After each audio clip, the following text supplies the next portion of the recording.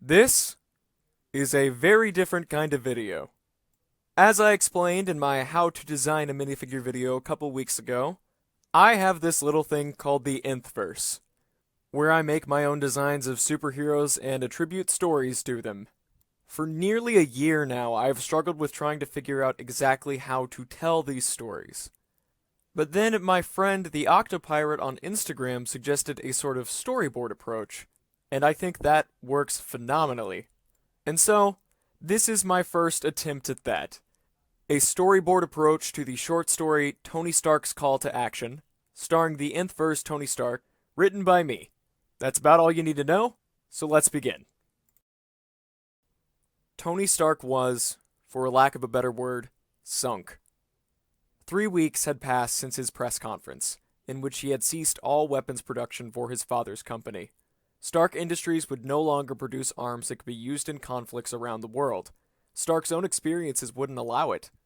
Obadiah Stane, however, a man who had once been a trusted friend and advisor, had, practically overnight, turned the Stark Industries board against him. Claiming that Mr. Stark had clearly lost his mind in Afghanistan, in a matter of days, Tony's assets were frozen and his place as CEO seized by Stane himself. Tony Stark was finished. Today, Tony was alone, in his mansion, waiting for the call that the bank was coming to claim his home. Face down on the kitchen counter, the former billionaire found that doing the right thing kind of sucked. He ignored how many empty bottles surrounded him, or how early in the morning it was. 9 o'clock, of course, was 5 o'clock somewhere in some far-off land. Dummy, Tony's unhelpful robot aide, blundered into the kitchen on its treads. In its telescoping clamp was Tony's cell phone, with the familiar name of Pepper Potts visible on the screen. "What have I told you about coming into the kitchen?" Tony grumbled. "You'll track mud." Dummy beeped, embarrassed, before continuing with an inquisitive whoop. Tony looked up at his robot and growled, disturbing a couple of the bottles. "No, I'm not answering the phone. Pepper can't do anything about this, Rhodey can't do anything about this, Happy can't do anything about this. Stane's got everybody on the board in his pocket and ain't letting go." He glared at Dummy. "You can't do anything either, so stop trying." At this, Dummy made an unmistakable whimper of sadness and tried to turn around to leave the kitchen. Instead, his large treads knocked the counter, sending 3 bottles to the floor with a crash. Tony reflexively jumped up and cursed and pointed an accusative finger. "That's exactly why you don't come in the kitchen," he raged. "I ought to take a screwdriver and—" There was a knock at the front door. Tony groaned. He let Dummy leave the room without consequences and secretly hoped the robot knew everything he said was an empty threat. Come to think of it, everything was empty at the moment. There was a second knock. Tony looked down at what he was wearing. Sweatpants and a beer-stained t-shirt. A far cry from his usual cutting-edge tuxedos, but it could be worse. He shrugged and, carefully avoiding the broken glass under the kitchen counter, walked to the front door with a swagger. He hadn't lost all of his dignity. There was a third and final knock. As he tried to brush some stray crumbs out of his scraggly beard, Tony shouted, "Be right there." After waiting just one more moment, Tony opened the front door. On the doorstep was a man in a wheelchair. The very first thing Tony noticed was that he was astoundingly bald. As Tony's drunken mind pieced the information together, he had a dawning realization that he knew this man. He'd met him before, a few times even. The man had always been astonishingly pompous and marvelously British. More than that, he had an uncanny insight into Tony's own habits and behaviors, and it annoyed Tony to no end. This was Charles Xavier, a man who was well known for his social achievements and his school for weird kids. No, school for gifted children. Mutants, in short. Some people had problems with mutants. Tony never minded. They bought some of his tech for their school, so that's all that mattered to him. "Mr. Stark, it's a pleasure," Xavier said, extending a hand in greeting. Tony shook it, apprehensively. "May I come in? I have a proposition for you." Confused as to why the bald British beneficiary would be seeking him out at a time like this, Tony blustered out an affirmative and Xavier rolled into the front hall. He was careful not to roll over Tony's bare feet, and saw himself into the living room. Dummy had been sulking in there, but once he saw he had a visitor, he cheered up immediately. "What a marvelous machine!" Xavier exclaimed. Not unlike the machinery Dr. McCoy has been designing. Tony sneered. I built Dummy when I was 15.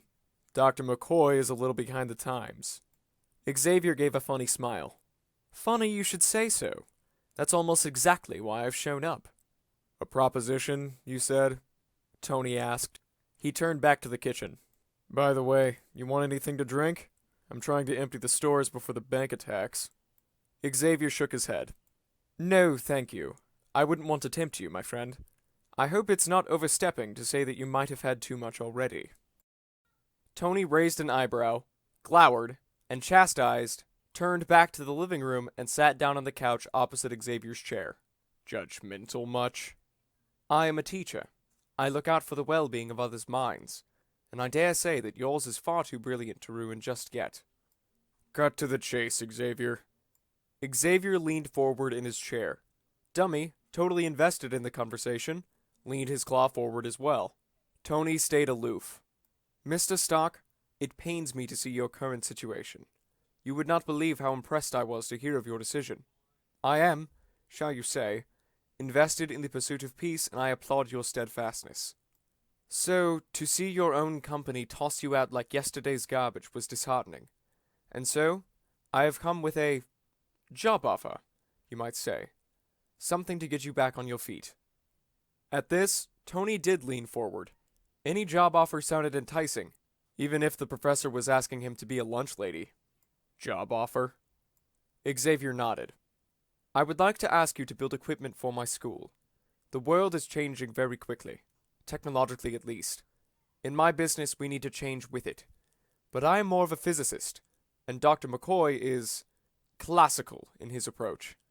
We need a visionary working with us to keep us ahead of the curve. Tony didn't understand and was slightly disappointed. What Xavier was asking was way below his pay grade. You're a school. If you need laptops and smart tablets, any old hammer pad will do. You don't need me. Xavier smirked and produced a tablet from his chair.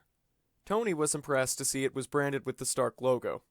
You'd be familiar with the X-Men, of course? Mutant vigilantes? Sure, everybody knows them.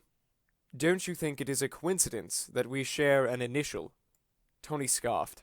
They're named after the mutant X gene. You're not special. Aren't I? At those words, there was a large thunder crack. The living room shook and there was a blinding flash of lightning. Tony was thrown from his seat on the couch and Dummy tipped over with a panicked screech. Xavier stayed completely still. Once Tony had found his bearings and his seat on the couch, he blinked, dumbfounded. The X-Men were standing in his living room. Holy... What the... Tony stammered. As he glanced around, he recognized Cyclops, the team leader with the red laser eyes, Storm, Wakandan princess turned thunder goddess, and Marvel Girl, the red-headed powerhouse of the team. The three teammates stood around Xavier proudly. I apologize for the scare, Xavier said, smiling. I have a bit of a flair for the dramatic. The thunder was a bit much, though, the man named Cyclops commented. You sound jealous, Storm replied. So you are special?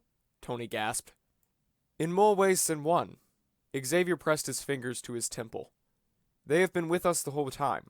I have masked their presence. The pieces clicked. You're a mutant too. Telepathic. He thought back over every alarmingly personal conversation he'd ever had with the man. Actually, that makes a lot of sense. Tony Stark, we are asking that you help our team. We need to be ready for any threat that comes our way, and I have a suspicion that your technological mind would be just the thing to help us. You would have access to everything you need to create the necessary technology. Xavier paused and gave one of his signature knowing looks. Pay might be an issue, but teachers' salaries, you know. Tony could not believe his eyes. In his living room were the X-Men, a team of vigilantes who had been trumpeted around the world as purveyors of peace and dissidents of destruction. Their mysterious leader, a telepathic philanthropist, was offering a job to become complicit in the vigilante activities by helping them train. Every neuron that controlled common sense told Tony no. He was already ruined, and this would just make him more ruined. He would not be a criminal and a sympathizer of mutant violence. Wasn't it enough to be broke, and not broke and hated? You guys aren't even legit, Tony blurted out. waving a finger in the team's general direction. Mutant rights are great and all, but I'm not about to become some accessory to a bunch of crime fighters. I'm not a superhero. Storm bolted forward, sending a jolt through Tony's body that caused his hair to stick up on end. She stood over him, positively crackling with aggravation. We are not merely crime fighters, Mr. Stark. We are heroes, doing our best to fight every injustice we see in the world. You may not be a superhero, but you're not a good man either. We have spent far too much time fixing problems your technology created. Cyclops backed her up. If it was my decision, we wouldn't even be talking to you. One good turn doesn't make up for years of apathy. Merely disavowing your company's past won't amount to much in the long run, even as Stain keeps production going, Xavier said gently. This is your chance to make things right. Who can say if you will have another one? Tony's mind was resolute in defiance, but fighting back was Tony's heart. It may have been quieted from years of pragmatic thinking and cynical outlooks, but it was still fighting hard. The same instinct that told him to stop weapons manufacturing was sounding here, and Tony felt it as loud as a drum. Maybe this was his purpose. To help be a hero? After a few moments, Xavier smiled. We can let you think about it, of course, but... Can I put on some pants first? Tony interrupted. Cyclops stepped forward impatiently. Is it a yes or a no? Stand down, Scott, Marvel Girl insisted quietly. It is a yes. I can see it. Tony stared at nothing for a moment, processing everything going on at lightning speed. Then, it stopped. Yes. I'll help you. I'll build for you. Tony stepped forward, shaking hands with the professor to seal the deal. Xavier was elated. Wonderful. He tapped his temple. I had a feeling you would. You can start as early as tomorrow, so you will have a chance to find some pants. Now, if you'll excuse us. The thunder returned with no warning, and Tony was once again thrown from his seat. As soon as he stood up, Xavier and his X-Men were gone. Tony was alone in his living room once again. Well, almost alone. With a sigh, Tony helped Dummy back on his treads. Dummy gave an appreciative beep, then whooped excitedly.